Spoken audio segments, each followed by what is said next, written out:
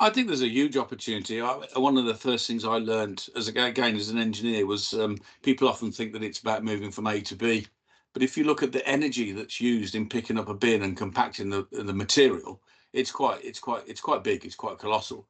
So and particularly in the urban environment and cities where everyone's claiming to be zero emission, it's quite important that we decarbonise those trucks because they're not doing many miles.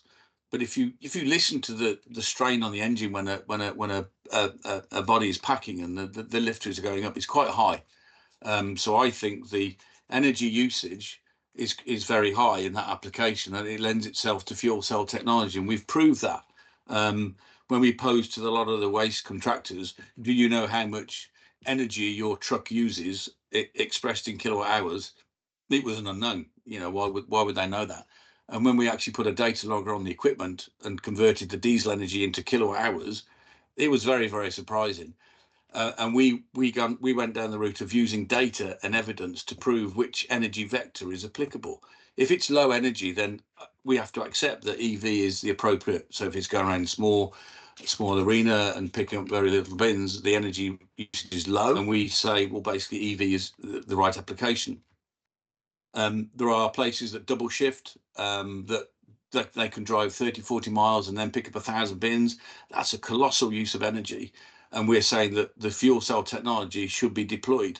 So we can go through a fleet of waste trucks in any fleet in the country and decide which energy vector is appropriate.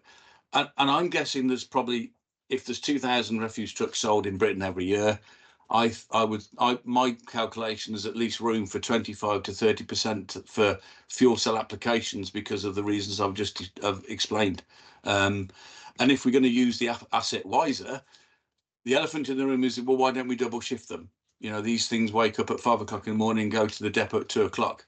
Well, why can't we double shift them? Let's sweat the asset. So although they're capitally intense in terms of cost, if you double shift them, the TCO comes down quite considerably. But you need to have that. You're not recharging the refuse truck. You're using the fuel cell application. So that's why we think there is pretty good space and room for that application in the refuse market.